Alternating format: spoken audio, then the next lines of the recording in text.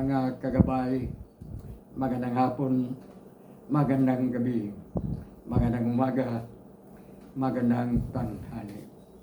Saan man tayo naroroon, ano man ang ating mga ginagawa, una at higit sa lahat, ating ialay ang ating sarili sa ating Panginoon. Sa loob lamang ng ilang mga sandali, ating damhin ang presensya ng Diyos. Sumasa atin ng pagpapala, ang biyaya, ang pag-ibig, at ang kapayapaan ng Ama, ng Anak, at ng Espiritu Santo, na bubuhay at naghahari, iisang Diyos, magpas sa walang hanggan.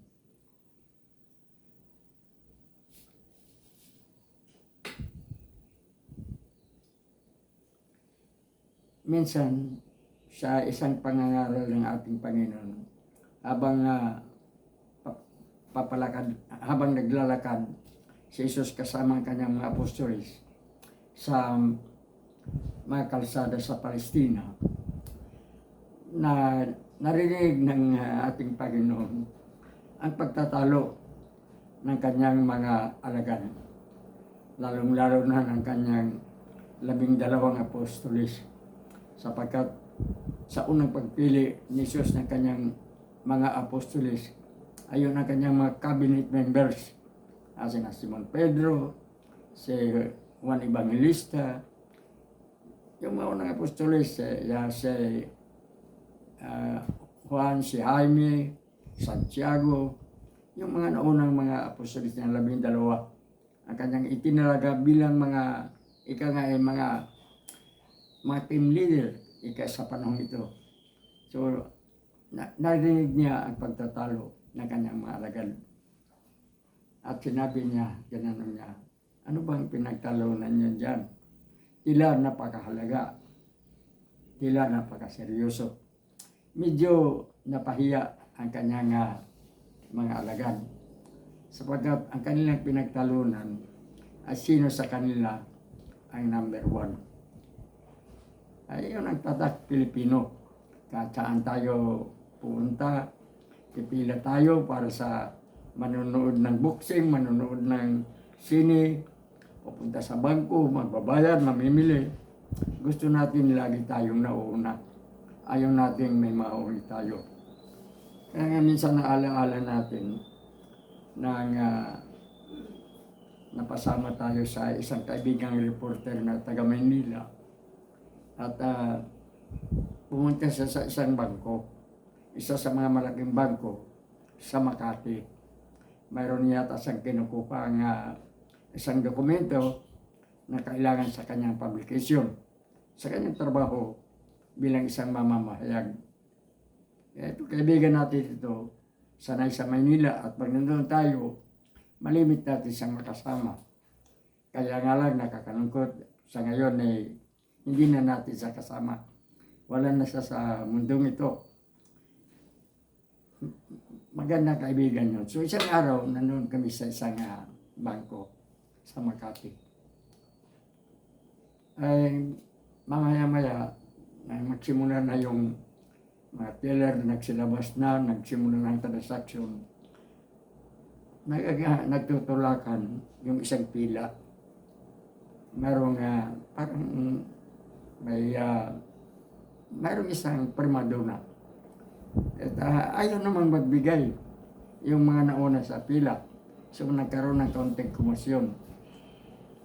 At sabi ng ating kaibigan, Brad, pare, yung nakapalda ng ganito, at medyo may flowers sa kanyang bibig. Kung naalala mo, yun ay isa sa mga sikat na mga artista na ngayon ay asawa o noong isa sa mga may-ari ng nasabing bangkong aming pinuntahan. Kilala natin yung kanyang tinutukoy kung sino. Pero noon lamang natin nakikita personally. Kahit minsan hindi pa natin nakikita. Nakikita natin. Totoo naman ang mga balibalita na talagang may forma. Talagang pangturon.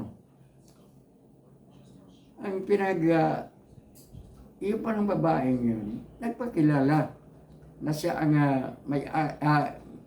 ika nga yung malakas doon sa bangkong yan. Dahil yun nga, jowa nga niya, yung isa sa mamayari. Nais pala niyang siya kaagad ang nauna sa pila. Kararating lamang niya. Isiga-siga yung natagpuan niya. Ayaw ding magpatalo. Sumasagot din. So nagkaroon ng komosyon. Mabuti naman, maagap yung mga security guard. Hindi gaanong uminit.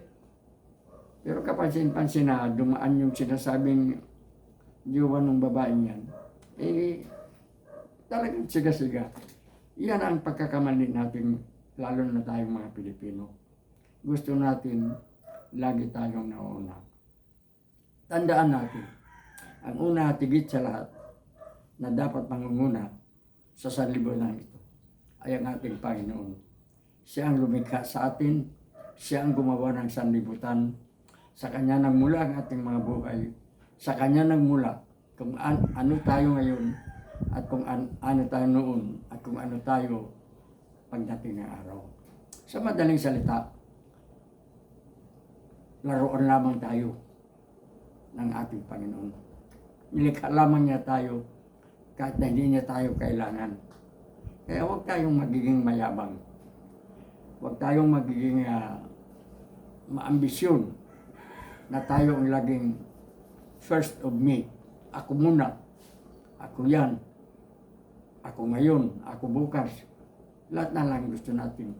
Tayo ang mauna. At naalala natin, nung gabi, bago isinuko ni Jesus ang kanyang sarili. Isinuko niya ang kanyang sarili para sa kanyang kamatayan, alang-alang sa ating kaligtasan. Nagbigay si Jesus ng isang napakagandang aral sa kababaang loob. Naghinugasan niya ang mga paa ng kanyang 11 apostolis. Na panahon na yan, sa halip na 12, 11 na lamang, sapagkat si Judas Iscariote lumayas na para gawin ang kanyang pagkatsil sa ating Panginoon. At matapos na hugasan ni Jesus ang paa ng kanyang mga alagad, na si Jesus, ang Diyos, halos nakaluhod, halos nakayuko, talagang mababa. Kung titingnan natin bilang isang guro, bilang isang Panginoon ng 11. Nating lahat, Panginoon nating lahat. At matapos niyang hugasan ng mapa ng kanyang mga alagad, ang kanyang sinabi, napakasimple lamang. Ako, tinatawag ninyong Panginoon. Tinatawag ninyong guro. Yung muyo ko, naghuhugas ng inyong mga paa. Naglilingkod na para ninyong mga alipin. Gawin ninyo ang ginawa kong ito sa mga katulad niyo, sa mga kapatid ninyo. So, sa madaling salita, kung sino sa atin ang nais na makilala sa mga anak ng Diyos, makilala ang anak ng Diyos, at gustong maging una sa mga anak ng Diyos, dapat magiging huli sa lahat. Ibinigay ni Jesus ang kanyang buhay alang-alang sa atin. Hindi niya pinakita na sa isang Diyos na makapangyarihan nang iligtas niya tayo sa ating mga kasalanan. Ang pinakita niya ang isang aliping na kamasunurin. Masunurin hanggang kamatayan. Kamatayan na nakapako sa krus. At sabi nga ng ating Panginoon, ang sino mang nais na magiging he who humbles himself, shall be exalted. He who exalts himself shall be humbled. Ang sino mang magmamataas ng sarili, ibabagsak. Ang sino mang magpakababa, itataas. baligtad. Huwag tayong mauna. Lagi tayong mahuhuli.